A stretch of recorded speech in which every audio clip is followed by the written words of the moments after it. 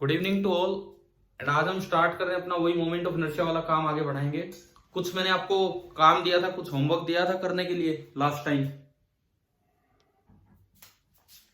बताओ, आप याद दिलाओ क्या काम दिया था। Good evening sir. Good evening. काम बताइए क्या क्या दिया था। दो क्वेश्चंस दिए थे। दो क्वेश्चंस क्या क्या बताओ यार, थोड़ा सा मुझे ध्यान आ जाएगा और कोई बात नहीं है। कौन सा सवाल दिया। डब्लू शेप में सर वो। अच्छा, एक तो डब्लू शेप वाला, ठीक है ठीक है ठीक है। डब्लू शेप वाली एक रोड थी और हर एक पार्ट का जो ये एक्सिस था यहां से एम और एल अलग अलग चार पार्ट्स के मास एंड लेंथ थे। आपको इसका मोमेंट ऑफ इनर्शिया निकालना था अबाउट दिस। हमने इसको 1 बोला था, इसको 2, इसको 3 एंड इसको 4। 2 एंड 3 लिखना आसान था। I2 about the axis M L square by 3, है ना भाई, पता है ना ये तो आपको। Similarly I3 about the axis M L square by 3। अब दिक्कत थी I1 उसके अबाउट लिखना और I4 उसके अबाउट लिखना। तो बताओ I1 कैसे लिखा आपने।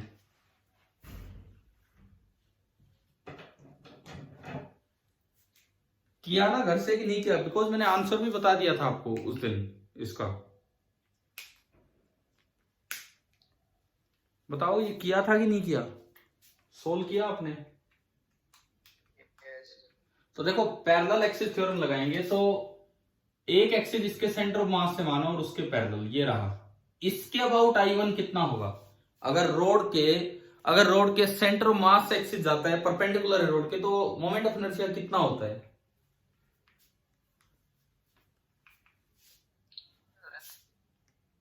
भाई बोला करो, देखो इतना टाइम थोड़ी। बोलो। M L square. देखो अगर एक रोड के सेंटर ऑफ मास से एक एक्सिस जाए, रोड के परपेंडिकुलर हो, तो मोमेंट ऑफ इनर्शिया क्या होता है रोड का।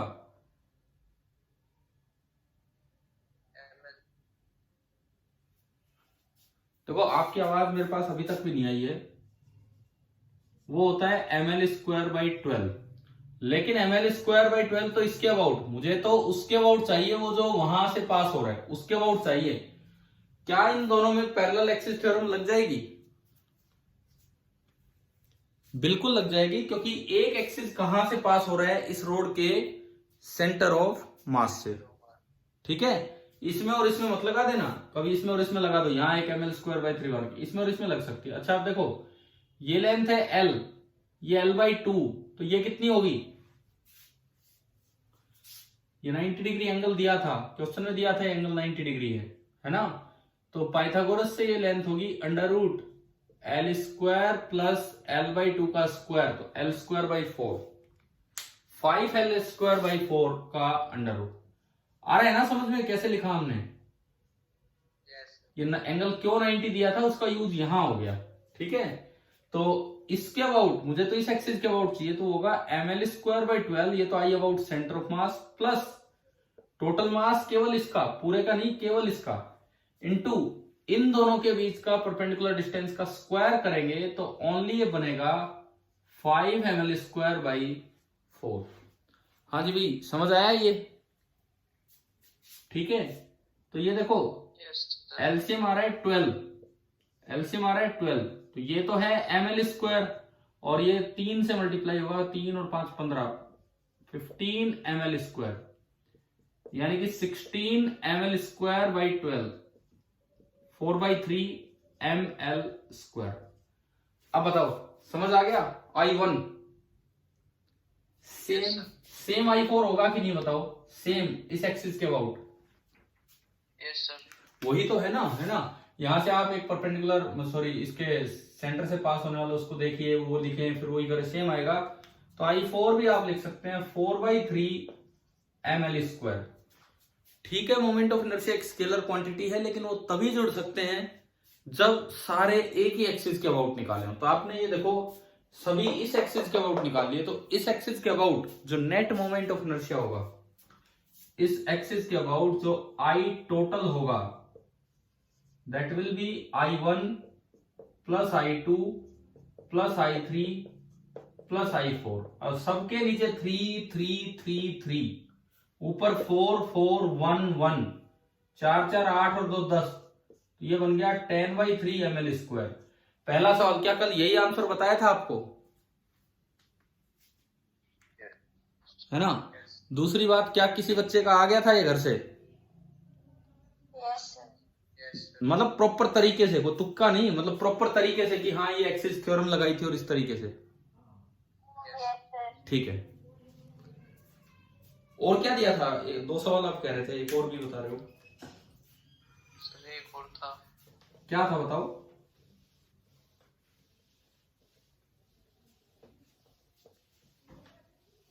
सर वो कुछ एंगल पे। कुछ एंगल पे क्या? सर वो ये बना दो कुछ एंगल ये जब थीटा तो आई ये थीटा एंगल पे एक रोड, ये था कि कुछ और था? बताओ, मुझे ध्यान नहीं आ रहा इसीलिए पूछ रहा हूँ। सर ये नहीं था। सर हम अभी तक थीटा का कोई रोल नहीं पढ़ रहे थे, बट वहाँ पे एंगल ऑफ इंक्लिनेशन तो ये यही तो दिया होगा, ऐसा ही तो कुछ दिया होगा कि रोड थीटा एंगल पे है तो उसका मोमेंट ऑफ इनर्शिया निकालो एक्सिस के अबाउट। Yes sir. फिर इसका मना क्यों करो? यही दिया होगा भाई, थीटा का रोल तभी आएगा क्योंकि कल चाहे 2 रोड्स के बीच का एंगल थीटा हो, एक्सिस के साथ 90 डिग्री बन रहा था, तो हमने दिया होगा कि एक एक्सिस के साथ थीटा एंगल बनाए रोड, तो उसका मोमेंट ऑफ इनर्शिया क्या होगा। अब ये एक्सिस रोड के परपेंडिकुलर नहीं है, ये जो एक्सिस है ये एक्सिस ऑफ रोटेशन रोड के परपेंडिकुलर नहीं है। समझ आ गया ना? यही दिया होगा सवाल, सिर्फ घुमा फिरा के बना दिया हो कैसे भी। ठीक है, यस सर। तो आप बताओ इसका क्या आंसर निकल के आया? अगर L लेंथ की रोड है, M मास है, थीटा एंगल है, तो क्या आंसर निकल के आया? किया क्या आपने ट्राई?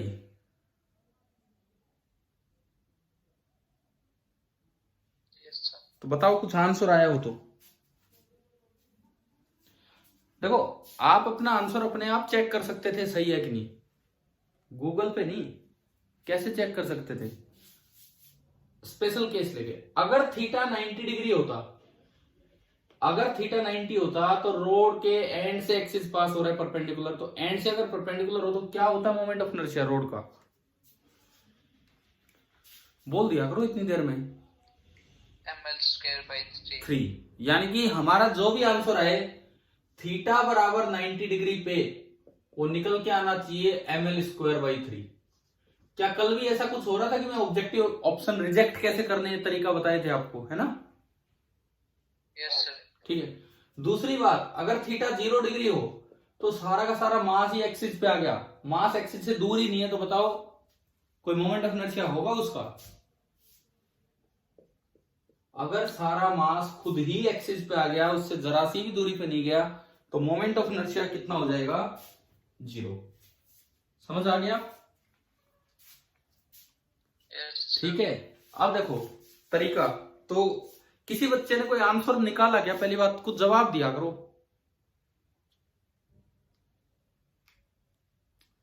No sir.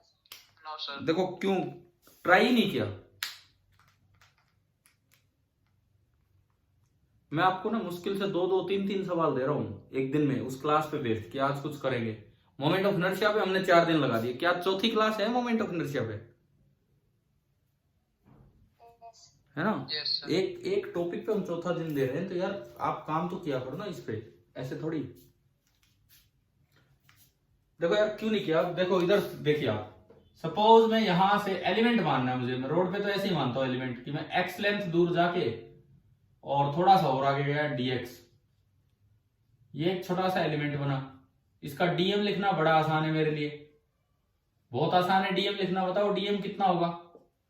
अगर पूरे का मास m है और पूरे की लेंथ l है, तो इस dx मास का, dx लेंथ का मास क्या होगा?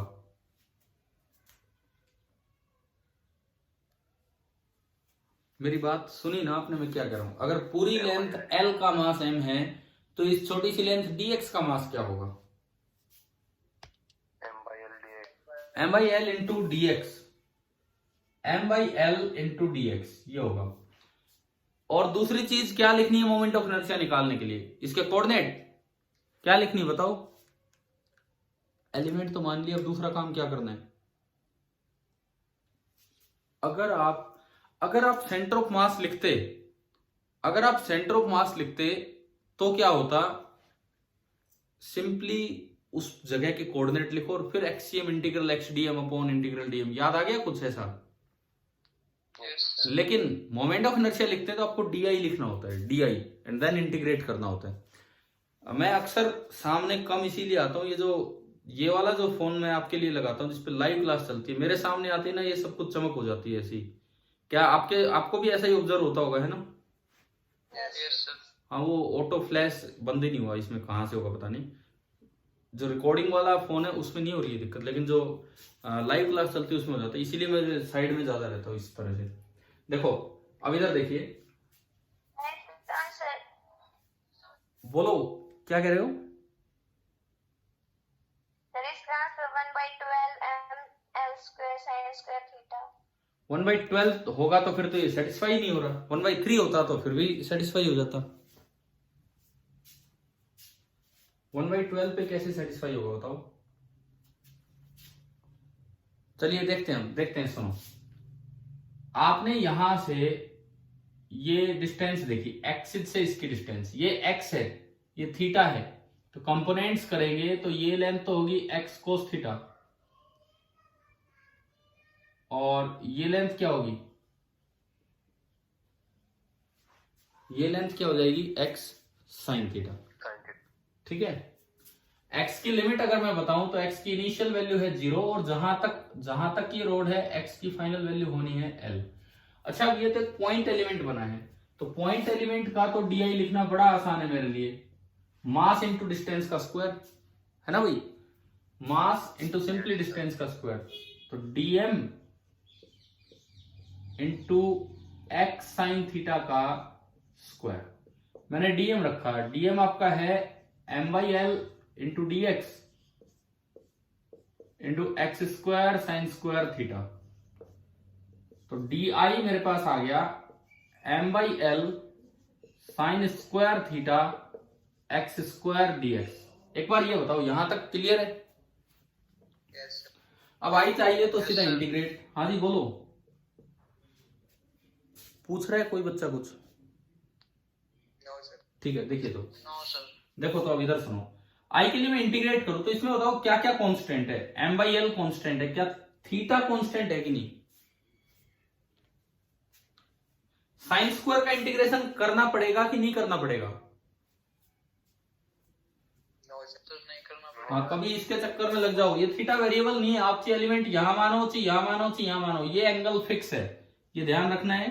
तो साइन स्क्वायर थीटा कांस्टेंट, और ये आ गया integral x square d x, और लिमिट उसकी लगी है 0 to l। एक्स स्क्वायर का integration x³/3 m/l sign square theta, और l³/3 हो जाएगा जब आप लिमिट पुट करेंगे तो। एक l से एक l गया, तो जो मोमेंट ऑफ इनर्शिया निकल के आया, it is coming out to be 1/3 ml square into sine square theta. अब आज देखो, आज ये थीटा पे डिपेंड कर रहा है कि नहीं कर रहा है ना, क्योंकि एक्सिस के साथ इस रोड ने एंगल थीटा बनाया। अब आप यूं जज कर लो, क्या ये दोनों कंडीशन सेटिस्फाई हो रही है ऊपर वाली, Yes, sir. है ना? आप चेक करोगे, आराम से पुट करो, ये आ रही है वैल्यूज। तो चलिए, ये तो हो गए कल के दोनों सवाल। चलिए अब हम आगे बढ़े, कोशिश करते हैं। आज शनिवार है, आज हम इसको मोमेंट ऑफ इनर्शिया वाले पार्ट को फिनिश कर देते, ताकि मंडे से आगे अपनी रोटेशनल काइनेमेटिक्स स्टार्ट करें। ठीक है,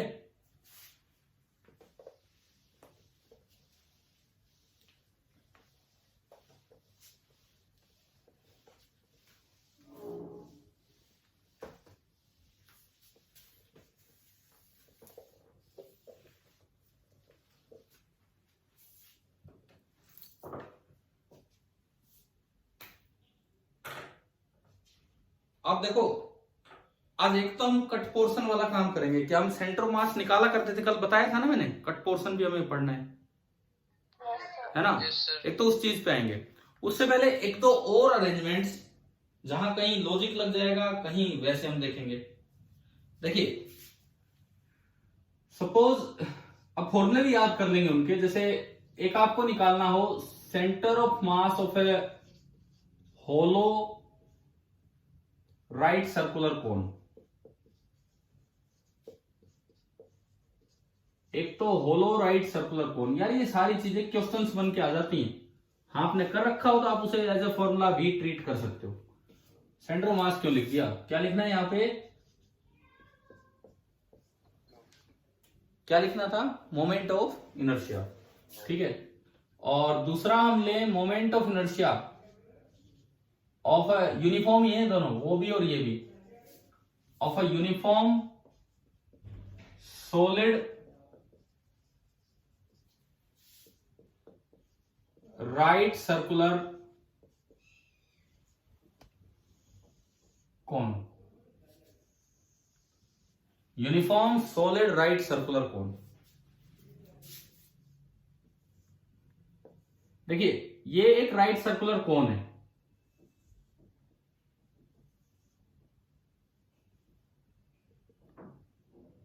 और इसका रेडियस है r, हाइट मैंने मान ली h है, ये बेस है, एक्सिस ये है, यहां से एक्सिस पास हो रहा है, ये टॉप एक्सिस टॉप पॉइंट से पास हो रहा है, ठीक है। मास इसका m है जो यूनिफॉर्मली बट है। सेम ऐसा ही डायग्राम बनेगा सॉलिड कोन का,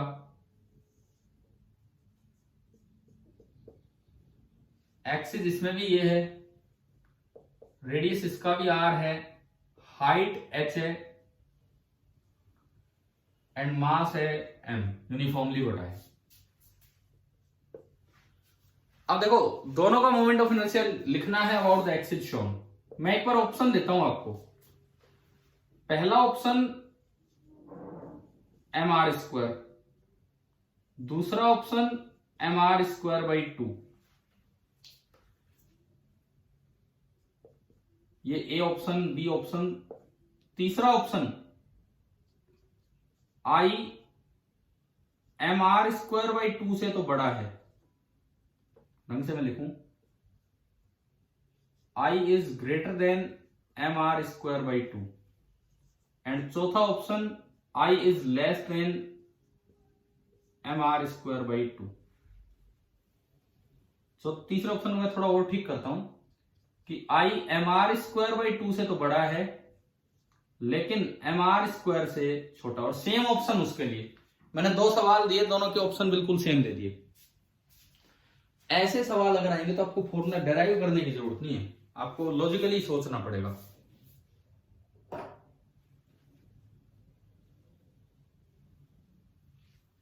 अभी बताओ सवाल आ गया समझ? Yes sir. Parallel to the axis fold करने वाली बात पे आप जाओ। पैरेलल टू द एक्सिस आप उठा के लेके चलो एक एक मास को, एलिमेंट को, और इस तरह से। ये जो है ये तो एक पतरा हो गया। पतरा बोलते हैं ना हम, पतरा खाली मतलब कोई अंदर कुछ है ही नहीं, लोहे का एक पतला सा पतरा होता है। समझ रहे हो जो वर्ड मैंने यूज किया या नहीं? समझ रहे हो? अंदर से खाली है तो बिल्कुल, लेकिन ये पूरा भरा हुआ है। ये तो खाली है, वो पूरा भरा हुआ है। एक बार आप करो ना, ट्राई करो, कुछ आंसर दो, फिर मैं बताऊंगा।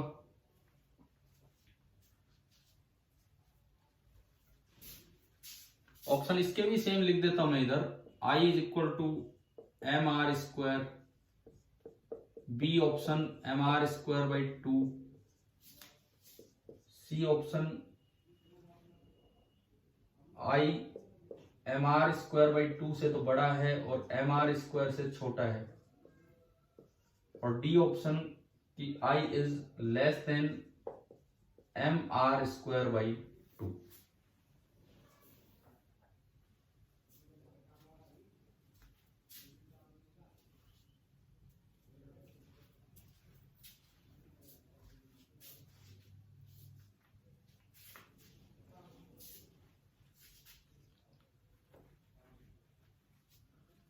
हो रहा है क्या?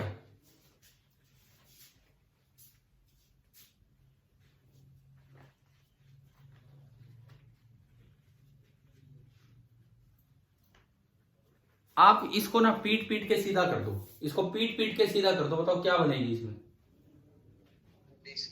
डिस्क। डिस्क ही इसमें बननी है, समझ रहे हो? पीट के सीधा वो करके बोल दो या यूं बोल दो सारा मास उठा के मैं यहाँ ले आया, नीचे ले आया, यहाँ भी सारा मास उठा के ले आया।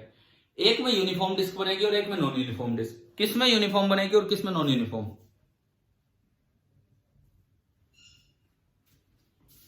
पैरेलल टू द एक्सिस में सारे मास को लेकर नीचे बैठा दिया, पैरेलल टू द एक्सिस सारे मास को लेकर नीचे बैठा दिया। एक में यूनिफॉर्म डिस्क बनेगी, एक में नॉन यूनिफॉर्म। किस में यूनिफॉर्म और किस में नॉन यूनिफॉर्म? होलो में यूनिफॉर्म।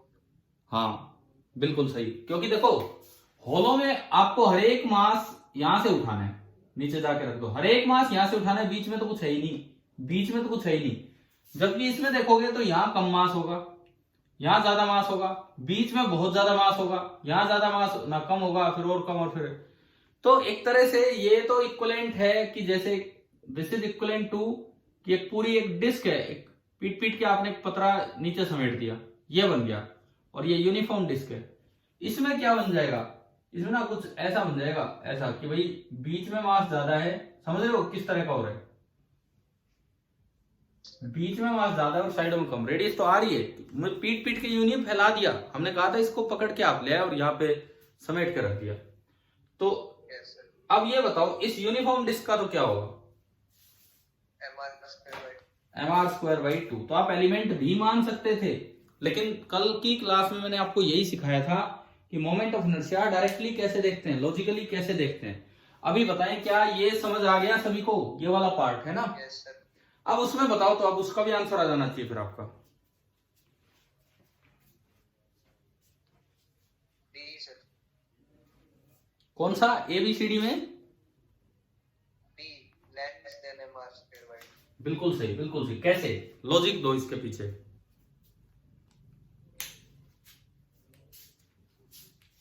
कैसे? सेंटर की साइड ज्यादा मास। हाँ, सेंटर की साइड ज्यादा मास और बाहर की तरफ कम मास है।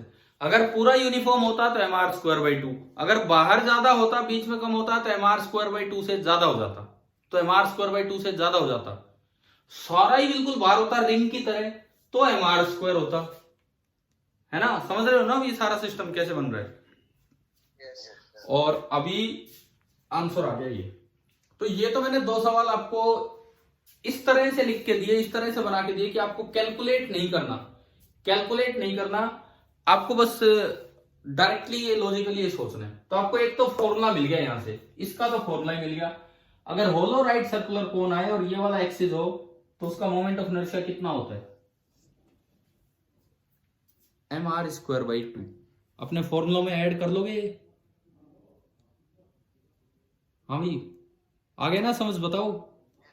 अब बात करते हैं, जैसे ये तो है 0.5, 1/2 होता है 0.5।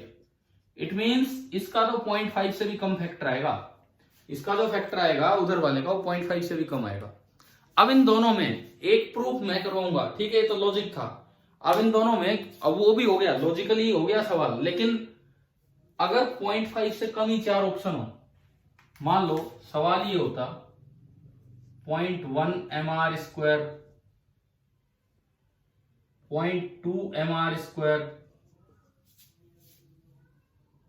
0.3 mr² and D option 0.4 mr²। अब बताओ क्या वो लॉजिक काम आता हमारे कि नहीं आता?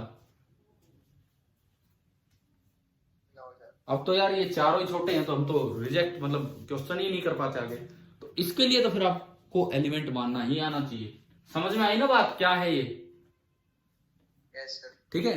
तो अब बात ये है कि अब कैसे करें? तो एक तो इसका तो फॉर्मूला हो ही गया mr²/2, इसका और करना है। आप इसका भी एलिमेंट मान के डराइव कर सकते हो। आप मुझे ये बताओ, मैं एक प्रूफ कराऊंगा, ये वाला करवाऊं कि ये वाला करवाऊं? कौन सा करवाऊं प्रूफ? सेकंड वर्ड करा दो। कौन सा करा दें? चलो सुनो, कोई सा भी लो। आप एक बात सुनो, होलो तो आपको वैसे मिल ही गया, लॉजिकली समझ में आ ही गया क्या आंसर है। मैं इसका करा देता हूं क्योंकि उसका प्रूफ इससे आसान है, तो वो आप ट्राई करेंगे। आसान कह के मैं आपकी कोई काम हल्का नहीं कर रहा हूं। मैं एक बार ये सिखा दूंगा तो शायद आपसे अपने आप हो जाएगा, वो शायद अपने आप हो जाएगा। और फिर आपके पास फिर उसका आंसर भी है, उसका आंसर आपके पास, इसका भी आंसर नहीं है आपके पास, जो हम लेके आएंगे, जो हम फॉर्मूला बना के फिर याद कर लेंगे। चले तो करेंगे वाला प्रूफ, वो वाला सॉलिड वाला। Yes, sir. ठीक है, देखिए सॉलिड कोन का प्रूफ करते हैं, इसको हटाते हैं यहां से।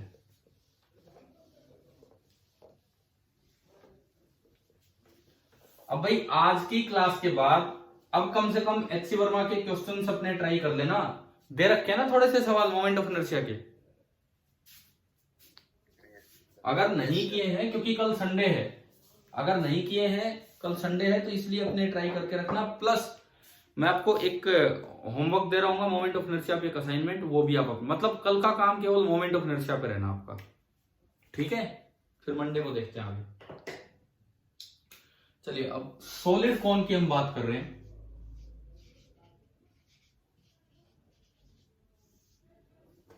मैं इधर डायग्राम बनाता हूं। मान लीजिए ये एक राइट सर्कुलर सॉलिड कोन है, मैं सॉलिड करवा रहा हूं तो ऐसा नहीं कि होलो को छोड़ दो, कभी करेंगे ना उसको भी, Yes, sir. ठीक है। ये हाइट है h और ये रेडियस है r, ठीक है। अब देखो सबसे पहले तो आपको ओरिजिन मानना चाहिए, सिस्टम मानना चाहिए भाई। आप ओरिजिन नीचे भी मान सकते हो, ऊपर भी मान सकते हो, इससे कोई फर्क नहीं पड़ता, आपके हाथ की चीजें हैं वो। एक एक्सिस ये माना मैंने और एक एक्सिस ये मान लिया, जिसके अबाउट आपको मोमेंट ऑफ इनर्शिया निकालना है। इसको आप चाहो तो x भी बोल सकते हो, ये कोई शो वो थोड़ी होता है कि हॉरिजॉन्टली x होगा। इसको x बोल दो, इसको y बोल दो, इसको जो बोलना है बोल दो। तो मुझे अब इसका मोमेंट ऑफ इनर्शिया निकालना है, कोई सेंटर ऑफ मास नहीं निकालना। कभी सोचो कि वहां से पोजीशन, यहां से पोजीशन, इससे कोई फर्क नहीं पड़ता, ठीक है। आपको याद होगा ना, अगर सेंटर ऑफ मास की बात करते तो वर्टेक्स से ऊपर अलग हाइट थी, बेस से अलग हाइट थी। ध्यान देना होता है हमें सवाल में कि हाइट कहां से पूछी है ना। इसमें ऐसा कोई चक्कर ही नहीं है। मुझे एक्स एक्सिस के अबाउट मोमेंट ऑफ इनर्शिया निकालना। तो चलिए जी सबसे पहले एक एलिमेंट मानते हैं। इसमें ये बताओ पूरे में मास वॉल्यूम में भरा है कि एरिया एरिया में मास है, बाहर बाहर मास है? वॉल्यूम में भरा है, ठीक है। एलिमेंट मानने का तरीका देखिए, मैं यहां से कुछ एक्स लेंथ चल के आया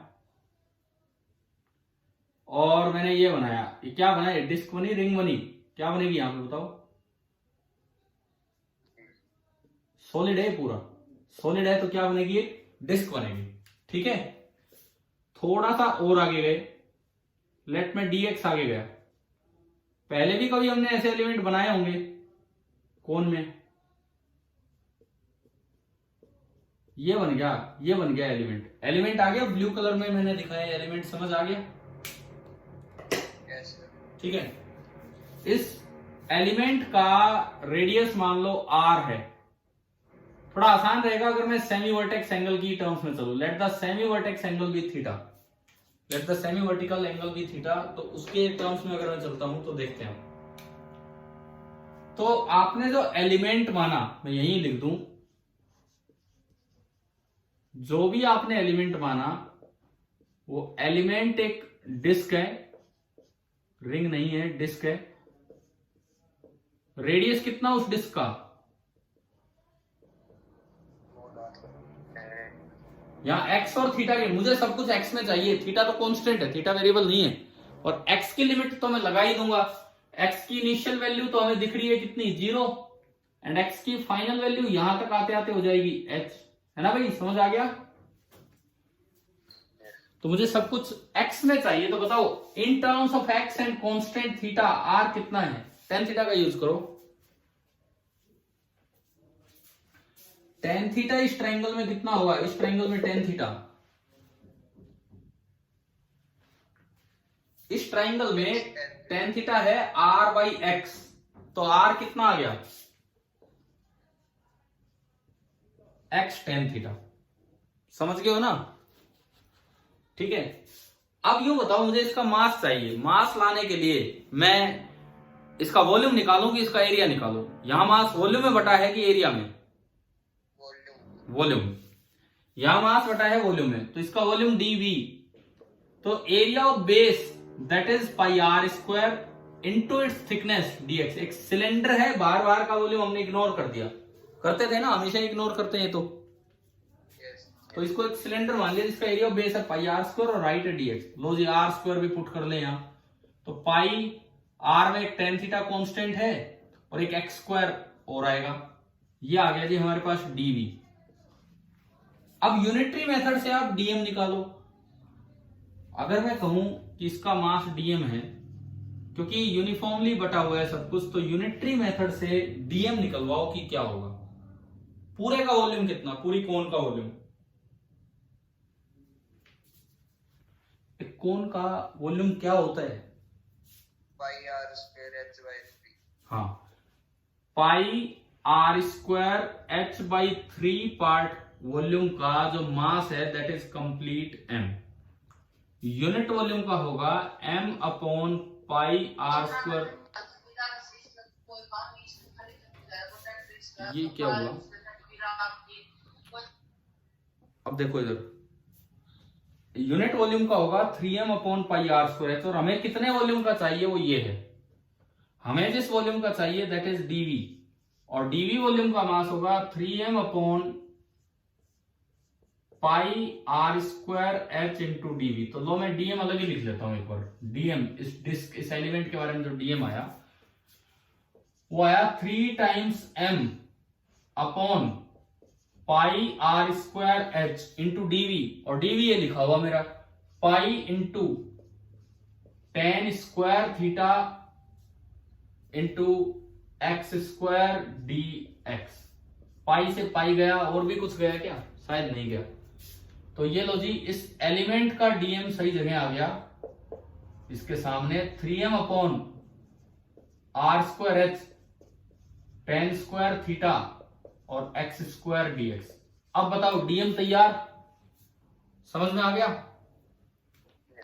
अब अगला काम होता है डीआई लिखना। ये सारी चीजें पता करने के बाद अब डीआई लिखना है।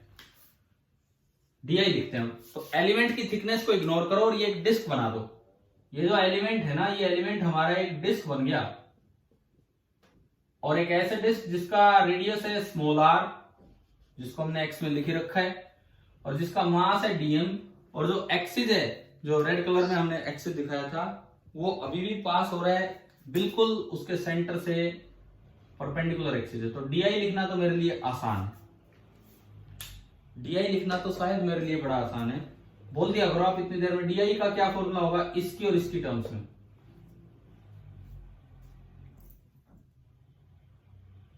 आएगा कोई जवाब? डीआई का क्या फॉर्मूला होगा जी डीएम की और आर की टर्म्स में? ये एलिमेंट क्या बना है? एलिमेंट के नाम पे क्या है? Disk.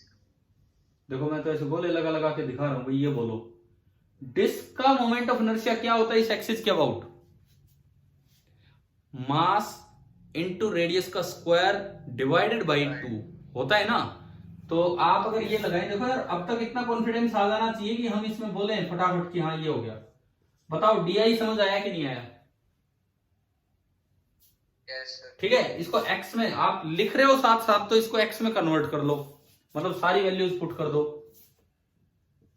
DI that is equal to dm. Dm ये बैठा ऊपर 3m upon R square H tan square theta x square dx. Dx last में लिख देंगे, डीएक्स लास्ट में। अब ये तो डीएम हो गया। अब into R square, into R square. Dm का एक ध्यान रखना, डीएक्स एंड में लिखना है। आर ये रहा एक्स टेन थीटा, तो x square ten square theta आएगा, तो इसी में बढ़ा दें इसको भाई। एक्स स्क्वायर आएगा तो एक्स की पावर 4, टेन स्क्वायर आएगा तो 10 की पावर भी 4 होगी, डिवाइडेड बाई, अब थोड़ा ध्यान रखो फॉर्मूले में नीचे 2 था, वो लॉजिक 2 लगा दिया, और तो कुछ है ही नहीं, और इनटू टीएक्स। एक बार चेक कर लो क्या मैंने कोई गलती तो नहीं की इसको लिखने में।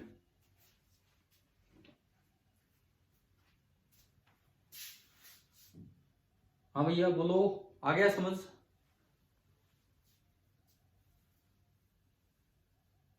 बताओगे आ गया कि नहीं आया समझ?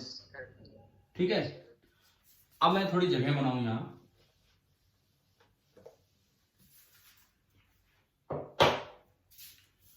अब यहां पे आई लिखना है, आई।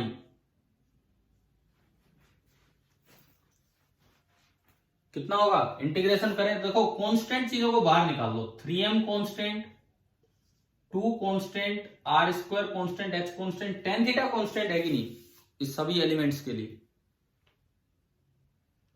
Yes, sir. हाँ, कभी उस थीटा के इंटीग्रेशन में चले जाओ, tan थीटा भी कांस्टेंट, तो 10⁴ थीटा। और ये बचा केवल इंटीग्रल x⁴ dx। समझ आ गया होगा, है ना? और x की लिमिट है 0 to h, 0 to h। x⁴ का इंटीग्रेशन क्या होगा? 5/5, तो अपॉन 5 इसको 10 बना देगा, तो i आ गया 3/10 m/r²h, tan⁴ थीटा, और ये बन गया h⁵5। बताओ भाई, समझ आया? ठीक है, एक h से एक h गया, तो ये आया 3/10 m/r²। h की पावर कितनी बची ऊपर? 4. तो मैं इसको लिख सकता हूं h tan थीटा पूरे की पावर 4। एक बार इस बड़ी पूरी ट्रायंगल से tan थीटा बोलो कितना है, पूरी ट्रायंगल से tan थीटा। इस बड़ी पूरी ट्रायंगल से tan थीटा कितना है भाई, बताओ?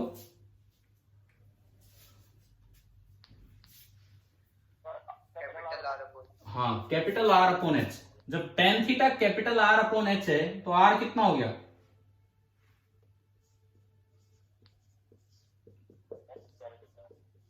तो R हो गया आपका h tan थीटा, तो वही हमें दिख रहा है वहां।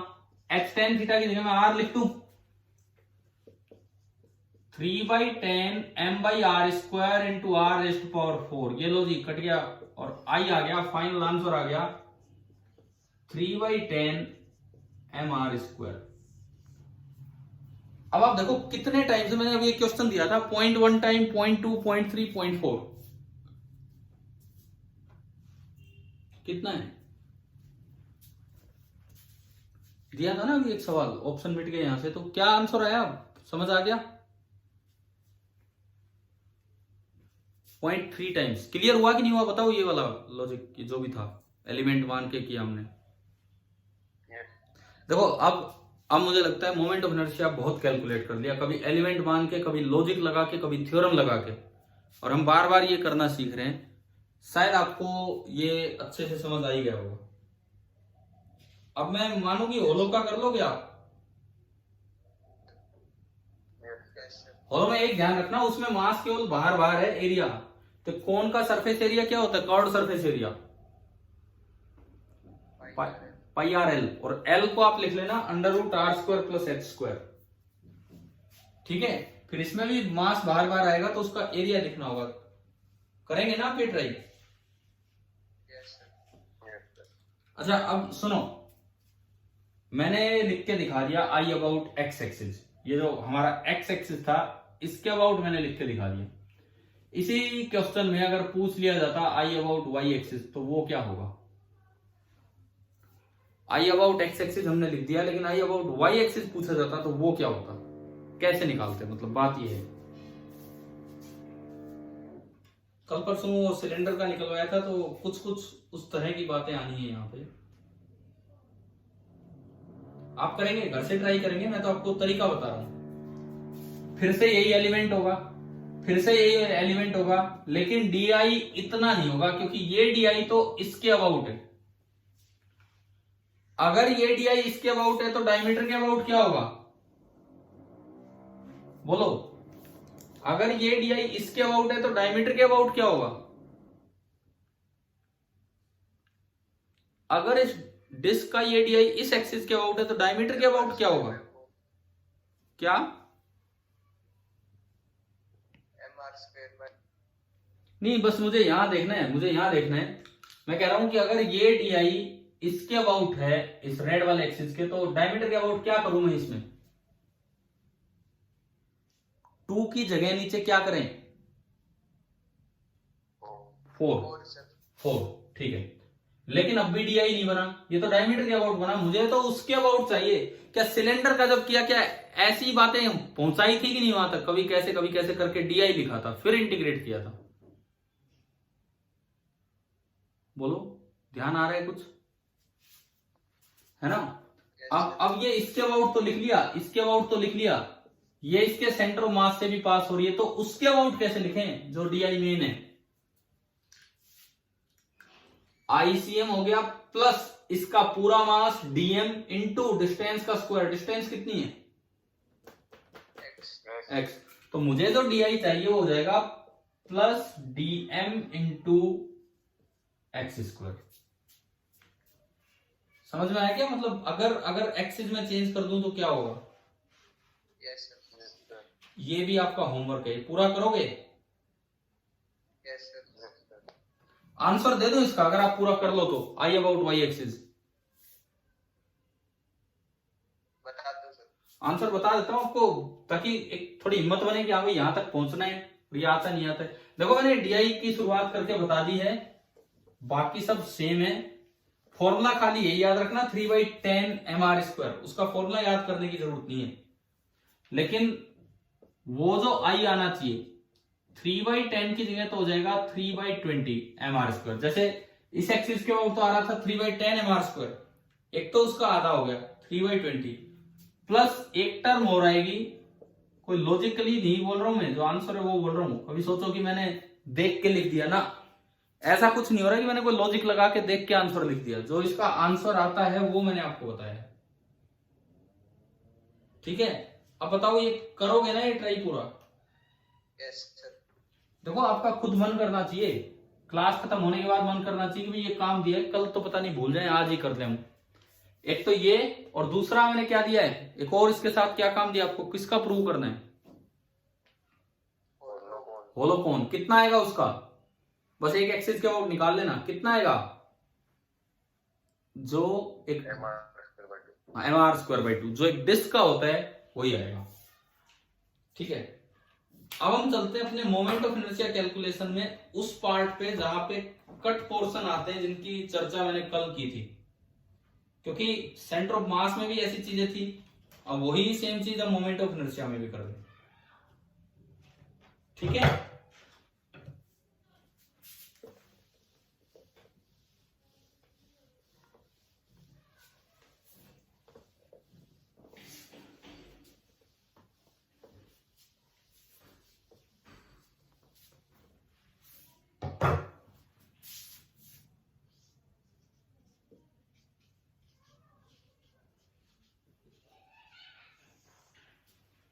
कट पोर्शन वाले सवाल अगर होते हैं तो उनमें कैसे, चलो एक क्वेश्चन से ही शुरुआत कर लेते हैं। इस तरह का सवाल हमने सेंटर ऑफ मास में भी लिया था। एक सर्कुलर डिस्क है, ये सेम क्वेश्चन स्फीयर में भी आ सकता है, 3D में, हम 2D में ले रहे हैं अभी। एक सर्कुलर डिस्क है, पूरी डिस्क है, इसका रेडियस है r, लेकिन इसमें से इतना पोर्शन कट है, मतलब एक डिस्क काट दी, कटी हुई डिस्क का रेडियस कितना है बताओ डायग्राम देख के? r/2, ठीक है? कटी हुई डिस्क का जो है दैट इज r/2, ठीक है? अब ये जो रिमेनिंग मास है वो m है और वो यूनिफॉर्म है, यह हमें दिया है कि रिमेनिंग मास जो है वो m है और वो बिल्कुल यूनिफॉर्म है। अब आपको इसका मोमेंट ऑफ इनर्शिया निकालना है, सेंटर ऑफ मास नहीं, इस एक्सिस से जो यहां सेंटर से पास हो रहा होगा और इस प्लेन के परपेंडिकुलर होगा। एक्सिस आ गया समझ?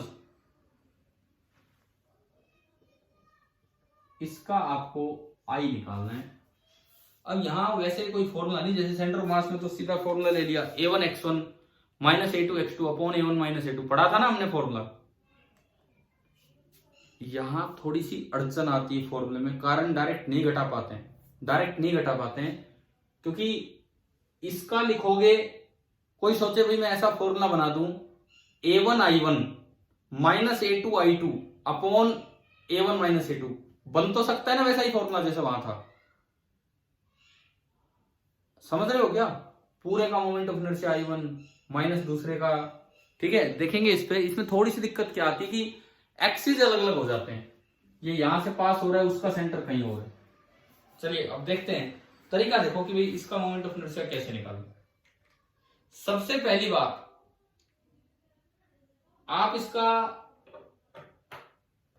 जो खाली जगह है, मान लो हम ये मानते थे कि भाई इसकी let surface mass density be rho, centre of mass में भी ये तरीका बताया था, let surface mass density be rho नहीं, क्या सिंबल देते थे सरफेस मास डेंसिटी को? सिग्मा। अगर सिग्मा लिखना भी पड़े ना तो लिख भी सकते हो। टोटल मास कितना दे रखा है? m। एरिया बताओ जी, जिसमें मास है वो एरिया कितना है?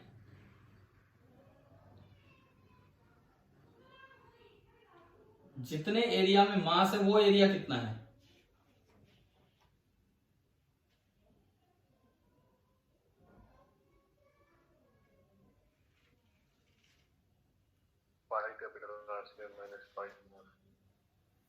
हाँ, ये है pi into R square minus pi into R by two का स्क्वायर।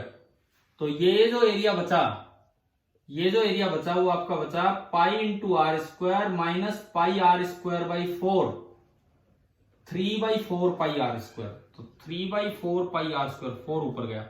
अगर मुझे जरूरत पड़ी तो मैंने सिग्मा लिख लिया। बताओ क्या सिग्मा लिखना आ गया आपको यहां तक समझ?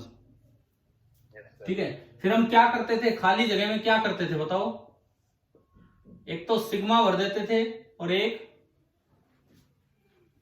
माइनस सिग्मा, है ना।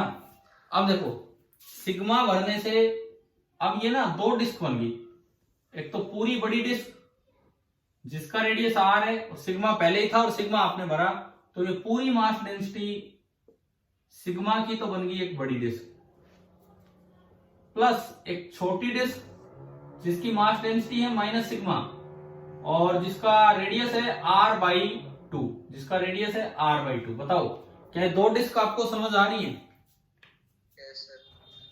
अब दिक्कत क्या आती है, हमें तो लिखना तो इस एक्सिस के अबाउट है, तो इसका मोमेंट ऑफ इनर्शिया भी इसके अबाउट लिखना होगा और उसका उसके अबाउट नहीं बल्कि यहां तक पहुंचाना है। करेंगे वो काम भी और फिर लास्ट में ऐड कर देंगे। सीधा सा काम है कि लास्ट में हम ऐड कर देंगे। पहले मैं इनके m1 m2 लिख लूं, m1 और m2। हाँ जी, m1 in terms of sigma, m1 कितना होगा इन टर्म्स ऑफ सिग्मा? भाई सिग्मा होगा total mass upon total area, तो m1 होगा sigma into pi are square. समझ में आ गया ना? और m2 होगा minus sigma into pi are square by 4। शायद ये भी क्लियर हो गया होगा। ठीक है, अब देखें, अब पहले मैं इसका लिखता हूं I1, पहले पार्ट का इस एक्सिस के अबाउट। ये तो डिस्क के सेंटर से पास हो रहा है एक्सिस। अगर डिस्क के सेंटर से पास होगा तो डायरेक्ट फॉर्मूला है m1 into R square by 2। ठीक है, m1 into R square by 2। m1 मैंने रखा, तो एक काम करते हैं ना, सिग्मा की वैल्यू रख लेते हैं। सिग्मा बैठा है आपके पास, सिग्मा हमने निकाला। सिग्मा की वैल्यू रखने का ये फायदा है कि पाई आर स्क्वायर कट जाएगा, तो कटते ही देखो ये 4m/3 आ गया कि नहीं? ठीक है, 4m/3। और उसमें रखोगे सिग्मा की वैल्यू है तो पाई आर स्क्वायर से पाई आर स्क्वायर गया, इवन 4 से 4 भी गया, ये बचेगा -m/3। ठीक है, सिग्मा कैलकुलेट करने का ये फायदा हुआ कि मासेज छोटे वैल्यूज के साथ आ गए, m की टर्म्स में छोटे छोटे एक्सप्रेशन आ गए। और आप चेक कर लिया करो, इन दोनों को जोड़ के देखो कि m बन रहा है कि नहीं, क्योंकि टोटल मास तो m था। जोड़ के देखो एक बार दोनों मासेज को, क्या दोनों मासेज को ऐड करने पे m बन रहा है? m बना है। ठीक है, सही है। अब I2 लिखो, आप I2 थोड़ा ध्यान से लिखना है। इसी जगह कई बार बच्चे गलती कर जाते हैं मोमेंट ऑफ इनर्शिया लिखने में। लिखवाओ जी I2।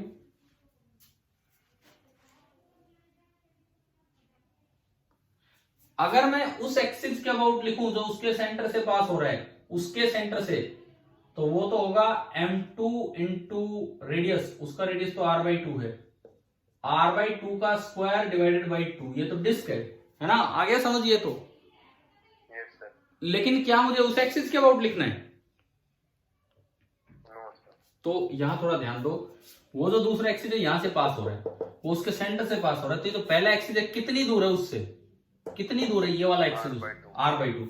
चाहे हमने दूर दूर दिखा दियो लेकिन है तो ये r/2 ही। तो वो तो सेंटर ऑफ मास से पास होने वाला प्लस उसका total mass m2 into r/2 का स्क्वायर। अभी बताओ क्या समझ आया कैसे लिखा है? यस। पैरेलल एक्सिस थ्योरम हमने लगा दी। तो अब अगर आप देखें तो m2 r/2 का स्क्वायर एक 1 है और एक 1/2 है, 1 प्लस 1/2 3/2 हो गया। Yes sir. तो this is 3/2 times m2 into r square by 4, 2 का स्क्वायर 4, यानी कि आया 3/8 टाइम्स m2 r स्क्वायर, और ये आ गया m1 r स्क्वायर बाई 2। अब देखो, अब मुझे टोटल मास चाहिए तो मैं इसको ऐड कर दूं, क्योंकि सेम एक्सिस के अबाउट आपने दोनों लिख लिए, सेम एक्सिस के अबाउट आप दोनों लिख चुके हैं। तो जो I टोटल होगा, I total that will be equal to I1 plus I2। अच्छा जी, I1 m1 into R square by 2 plus I2 3/8 m2 into R square. अब क्यों ना m1 m2 की वैल्यू पुट कर ली जाए, वो रही ऊपर। m1 की जगह रखा 4m/3, तो एक 2 से 2 कटेगा और ये बचेगा 2m/3 आर स्क्वायर। m2 की वैल्यू नेगेटिव है, माइनस m/3, 3 से 3 कटेगा और ये बनेगा minus m/8 into R square. एक बार चेक कर लो आपने वैल्यू सही रखी है कि नहीं।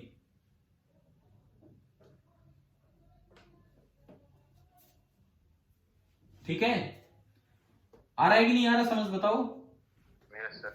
फाइनल आंसर बोलो एलसीएम लेके क्या है? कोई फैक्टर आएगा mr स्क्वायर के कितने टाइम्स?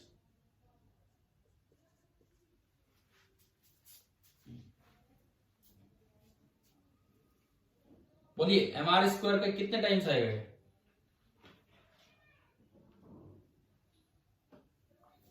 एलसीएम कितना आया? एलसीएम 8 इंटू 3 24, 8 दूनी 16 माइनस 3 13, तो आ तो रहा है, बोलते क्यों नहीं हो फैक्टर? 13 m square. यार 13/24 mr स्क्वायर।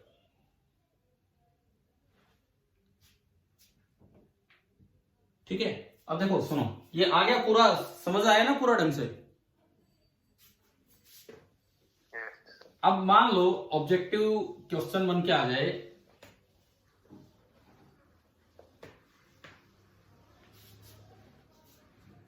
ये इसका आंसर है। अब मैं कहता हूं एक सवाल आ गया कि भाई ये एक डिस्क थी, रेडियस r था, यूनिफॉर्म डिस्क थी, यूनिफॉर्म डिस्क थी, रेडियस r था और मास m था। अब इसमें से क्या किया, कुछ पोर्शन कट कर दिया गया और वो आपको दिखा दिया, वही सेम सेम जो अभी मैंने करवाया, वो ये पोर्शन कट कर दिया, ये इसके सेंटर से पास हो रहे, पहले के सेंटर से पास हो रहे, मतलब इसका रेडियस तो r है परंतु उसका डायमीटर r है। अभी किया था ना ये वाला सवाल, ठीक है।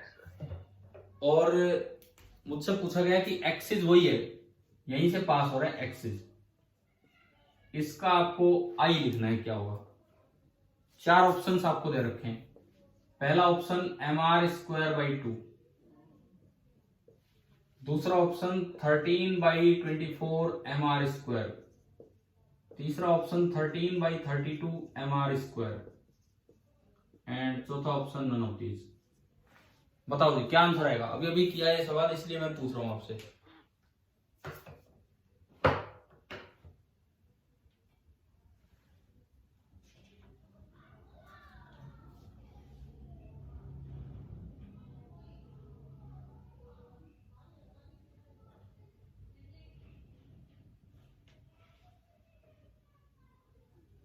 बोलिए क्या आएगा?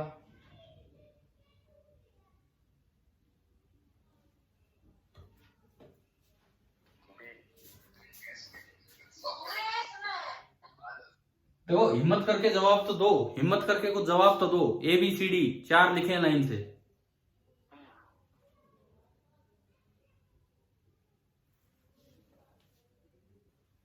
अरे कोई तो बच्चा बोलो। बी बच्चा है। अब ये मैं बता देता हूं, बी तो नहीं है इसका आंसर। यहां थोड़ी सी प्रेजेंस ऑफ माइंड चाहिए। यही तो तरीका गलत होता है, हम सवाल कुछ करके गए हैं, एग्जाम में कुछ आ रहा है और हम तो सीधा रिलेट कर जाते हैं। क्या फर्क है पिछले सवाल में और इस सवाल में, बताओ क्या फर्क है? इसको आइडेंटिफाई करो, अंतर ढूंढो।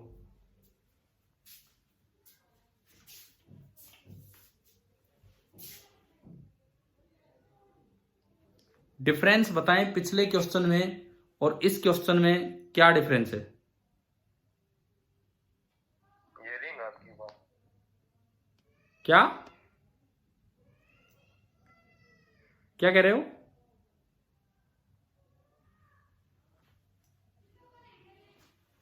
बताओ, सवाल तो आप तभी कर पाओगे ना जब आपको डिफरेंस समझ आएगा कि क्या डिफरेंस है। तो डिफरेंस तो बताओ एटलीस्ट।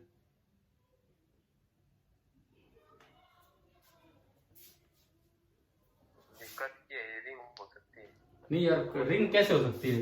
मैं कह रहा हूं डिस्क काटी, खाली दिखा दिया, डिस्क काट के ले गए, ये तो कोई फर्क ही नहीं है।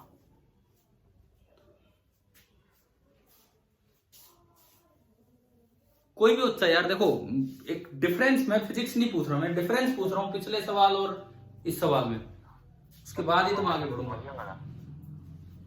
क्या?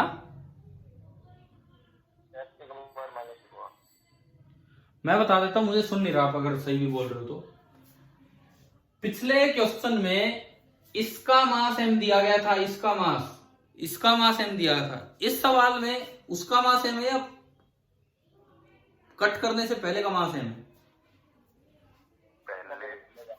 फिर यही तो फर्क है। अब हमने अभी जो सवाल सोल्व किया वो उसके मास की टर्म्स में किया। 13/24 टाइम्स m को मैं m डैश बोल दूं, उसका मास। तो अगर इसका मास m है तो उसका मास होगा कितना, पहले वो निकाल लो और m में पुट कर दो। समझ गए हो ना ये m डैश की वैल्यू? तो अगर इसका मास m है तो उसका मास होगा कितना? देखो एरिया के टर्म्स में चलो, एरिया, ये पूरा एरिया कितना है? Pi capital R square. इसका मास है m पाई आर स्क्वायर का। यूनिट एरिया का होगा m upon pi are square. हमने उसका एरिया निकाला था घटा के, pi are square minus pi are square by 4, 3/4 pi are square आया था कि नहीं उसका एरिया? Yes sir. तो 3/4 पाई आर स्क्वायर एरिया का जो मास होगा that will be m upon pi are square into 3 pi are square by 4, यानी कि उसका मास बचा होगा 3/4 m। अगर इसका मास m है, अगर क्वेश्चन में इसका मास m दिया है तो पहले मैंने ये कैलकुलेट कर लिया, उसका मास होगा 3/4 m, और अब इसके बाद सवाल स्टार्ट होगा आगे। समझ में आ गया? Yes sir. तो यार ये गलतियां मत करना, छोटी छोटी गलतियों में फंसा दिया जाता है कई बार, ये गलतियां मत करना। अब जो है ये आपका होगा 3/4 m।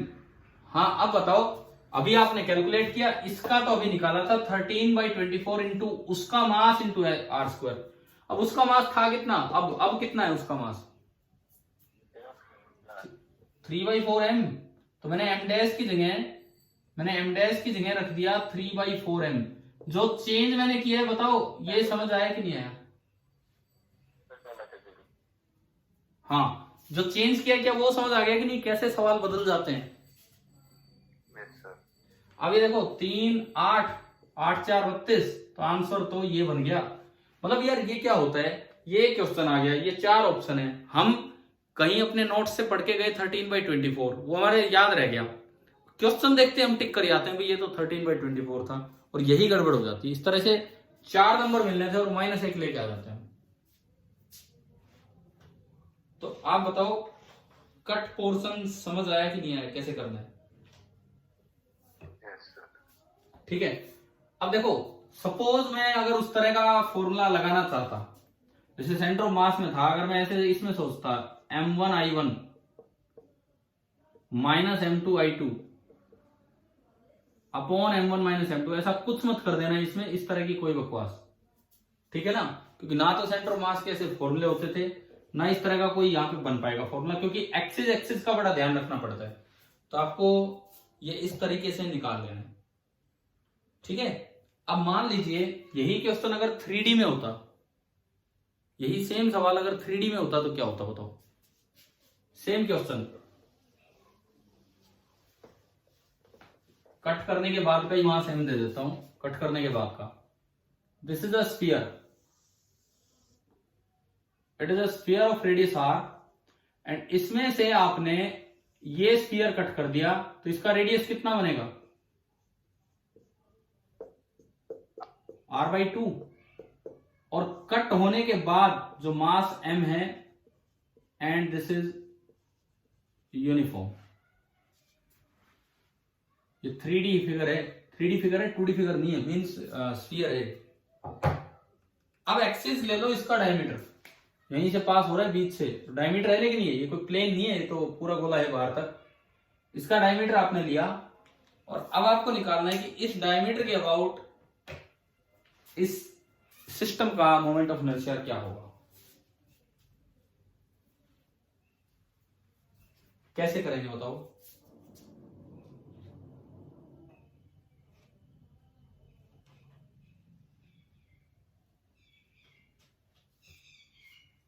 होमवर्क में दे दूं?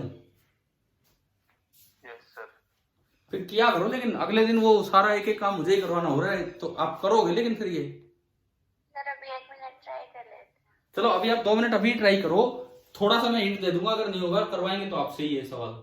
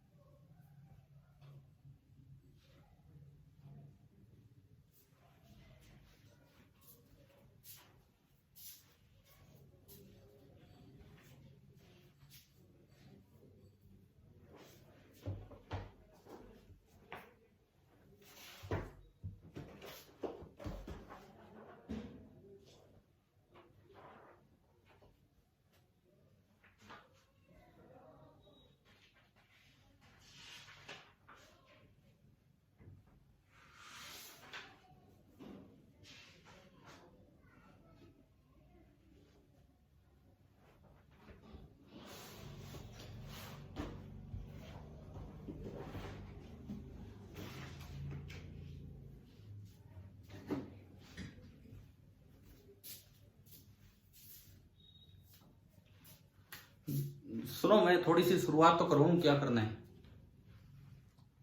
इस बार रो डिफाइन होगा या सिग्मा डिफाइन होगा? इस बार रो डिफाइन होगा कि सिग्मा डिफाइन होगा?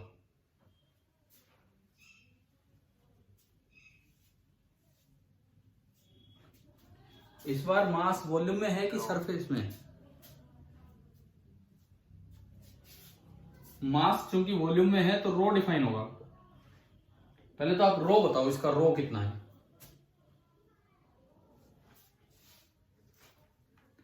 हाँ जी, इसकी मास डेंसिटी कितनी है? Total mass upon total volume. Total mass तो m दे ही रखा है कट होने के बाद, टोटल वॉल्यूम कितना है भाई? पूरे का तो वॉल्यूम है 4/3 पाई r क्यूब, और मुझे जो घटाना है वो वॉल्यूम है 4/3 पाई r/2 का क्यूब। तो ये हो गया m अपॉन 4/3 पाई r क्यूब, मैंने कॉमन लिया तो अंदर बचेगा 1 - 1/8। 1 - 1/8 इज 7/8। 4 2, कोई गलती हो तो बता देना। 6/7, ये 3 तो 6 ऊपर गया, 6/7 m अपॉन पाई r क्यूब। एक बार ये बताओ कि आपको रो आपने सही निकाला था क्या मेरे करने से पहले? यस। हाँ भाई, ये निकाल लिया था एक स्टेप, क्योंकि वहां सिग्मा निकालना था तो यहाँ रो निकालना पड़ेगा, स्टेप तो सेम ही रहेगा, यस सर। है ना। उसके बाद अगला स्टेप भी आपको पता होगा, मैं कुछ अलग तो बता ही नहीं रहा हूं। इसमें रो भर दो और साथ में क्या भर दो, माइनस रो। और बाहर तो रो पहले ही भरा हुआ है, रो और रो मिलके पूरा रो, मतलब पूरा रो मतलब एक तो पूरा गोला बन गया रो डेंसिटी का, और एक छोटा गोला बन गया माइनस रो डेंसिटी का। क्या वही सेम काम चल पड़ा कि नहीं? Yes sir. और वेट करूं क्या मैं? घर से नहीं, अभी कर ही लेते हैं इसको। तो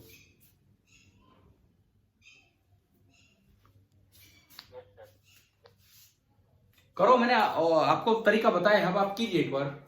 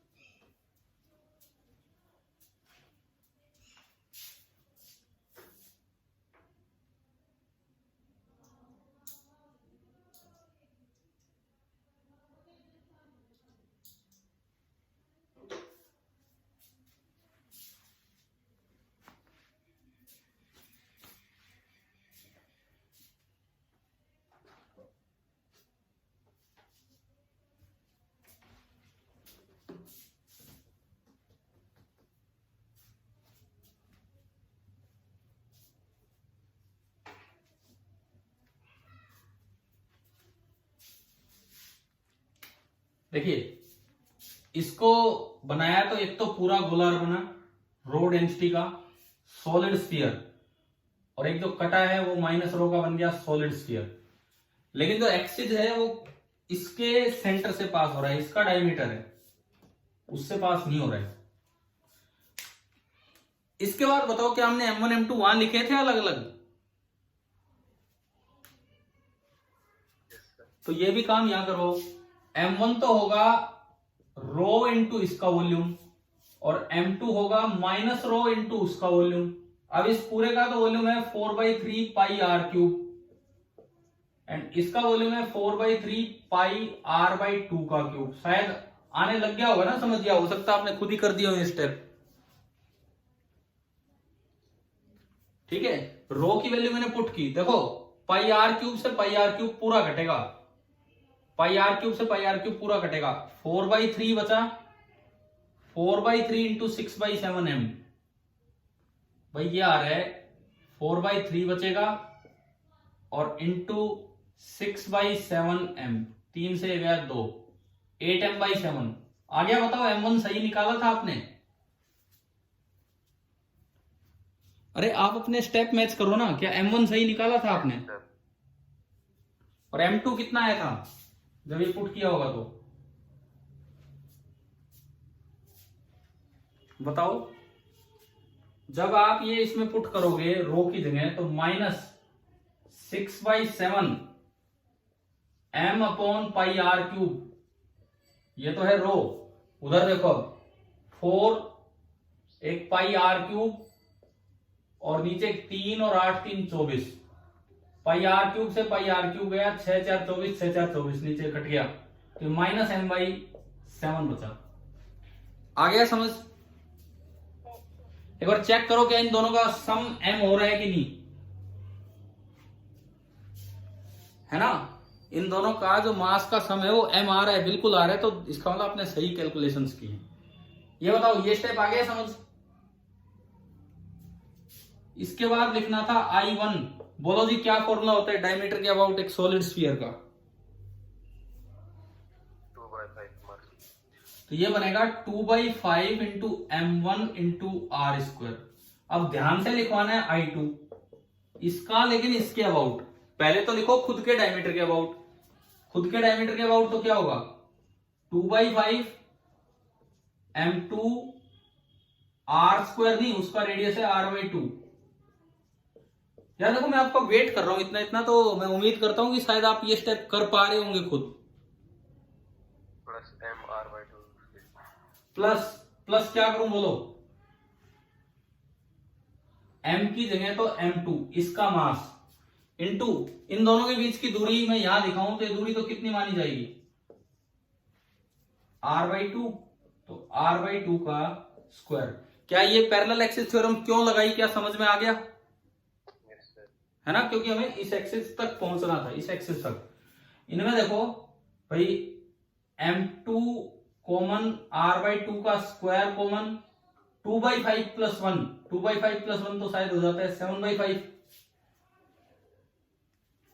ठीक है, कोई भी स्टेप अगर आपको लगे कि मैंने गलत लिखा है तो आप बताना, आपने गलत लिखा है तो अपना सही करना। यह आ गया 7/5 m2 r²/4 आने से 7/20 बन गया, 7/20। ठीक है, एक बार m1 m2 की वैल्यूज ही रख लो क्योंकि ऐड ही करने लास्ट में, तो m1 m2 रखो जी। यहां कितना आया 16 mr²/35 16/35 mr², और यहां कितना आया m2 की वैल्यू रखनी ये माइनस के साथ, -mr²/20 7 से 7 कट गया, -mr²/20। और लास्ट में क्या हो गया, किसको गोला लगा दिया, हटाओ यार, ये तो फालतू की चीज है बीच में।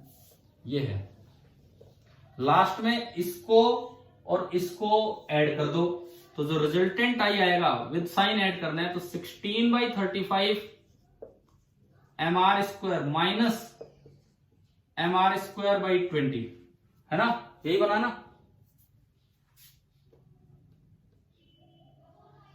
कर दोगे ये सोल्व, कितना आया एलसीएम, Yes, sir. कितना आया एलसीएम बताओ, 35 2 70, नहीं बनी बात, 140 140 पे जाके बात बन रही है, 4 16 4 64 64 mr² और ये 7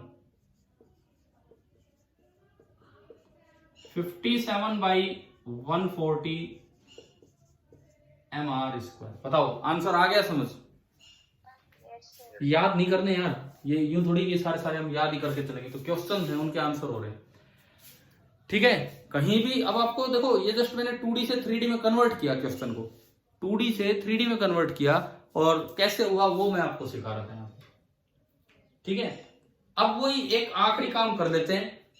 अगर सवाल यूं आ जाता कि कट करने से पहले मास m था और उससे बनाया, अब बताओ मोमेंट ऑफ इनर्शिया क्या होगा, तो क्या लिखेंगे। इतना होने के बाद बस एक ही स्टेप का है वो, तो अगर कट करने से पहले मास m था तो इसका क्या होगा,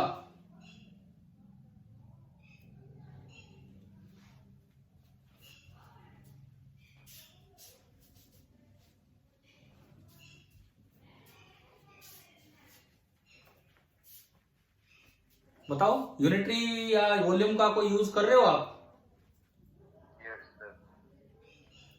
अगर कट करने से पहले मास m था तो ये बताओ कट करने से पहले वॉल्यूम कितना था, कट करने से पहले 2/3. 4/3 पाई r³ का मास तो था m, यूनिट वॉल्यूम का होगा m/4/3 पाई r³। मुझे कितने वॉल्यूम का चाहिए एक बार ये बताओ, इसका वॉल्यूम कितना, अभी थोड़ी देर पहले कैलकुलेट किया था, आपने कॉपी में लिखा हो तो 4/3 पाई r³ माइनस उसका 1/8, तो 7/8 है ना, 7/8 है ना भाई। इतने का जो मास होगा वो होगा m/4/3 पाई r³ इंटू 7/8 4/3 पाई r³। समझ आ रहा है क्या मैं क्या कर रहा हूं, अरे समझ आ रहा है क्या किया है, यानी कि 7m/8 होता। अगर कट करने से पहले इसका मास m होता तो इस पोर्शन का हो जाता 7m/8। तो अगर इसका m था तो ये मोमेंट ऑफ इनर्शिया था, तो अगर इसका 7m/8 होगा तो क्या आंसर आ जाएगा मोमेंट ऑफ इनर्शिया का, तो फिर हमारा आंसर हो जाता, जो भी आंसर अभी आया 57/140। m की जगह हम क्या रख देते, 7m/8 और r²। मतलब थोड़ा सा ये ध्यान रख लेना कि अगर सवालों में इस तरह से कुछ चेंज किया जाए तो आप ये कर लेना। अभी आप बताओ क्या मोमेंट ऑफ इनर्शिया यहां तक समझ आया कि नहीं आया, देखो इस वीक में हमने 4 क्लासेस लगा दी मोमेंट ऑफ इनर्शिया पे। कल संडे है, एक प्रॉपर टाइम है आपके पास इसके सवाल करने का। आप क्या क्या करेंगे, एचसीवी के दिए हुए क्वेश्चन कर लिए हैं तो बहुत ठीक है, नहीं किए तो आप ट्राई कीजिए। दूसरी बात, आज की क्लास में क्या क्या होमवर्क दे दिया ध्यान होगा आपको। एक तो मैंने कहा होलोकोन का प्रूफ एलिमेंट मान के, है ना। Yes, sir. एक का सॉलिड कोन के ऊपर से एक्सिस जा रहा है, वो जो जिसको वाई एक्सिस बोला था उसके अबाउट, ठीक है। और भी कुछ दिया है काम, ये 2 ही दिए, दो ही है सर। ठीक है। तो ये दोनों अपने ये करके रखना, प्लस एचसी का करके रखना, और प्लस अगर मैं कोशिश करूंगा, समय मिला क्योंकि काफी दिन भी हो गए हैं, तो मैं आपको एक केवल मोमेंट ऑफ इनर्शिया पे एक असाइनमेंट दूंगा, वो भी आप ट्राई करके रखें। मंडे को अगर आपकी प्रॉब्लम्स होंगी तो पहले प्रॉब्लम डिस्कस होंगी, देन उसके बाद हम रोटेशनल डायनेमिक्स स्टार्ट करेंगे। अभी तक स्टार्ट नहीं हुई है, अभी तक उसके लिए कुछ तैयारी की जा रही है जो हमने यहाँ की है। और डायनेमिक्स नहीं, उसके अंदर रोटेशनल मैकेनिक्स स्टार्ट करेंगे, जिसके अंदर पहले काइनेमेटिक्स होगा देन डायनेमिक्स होगा।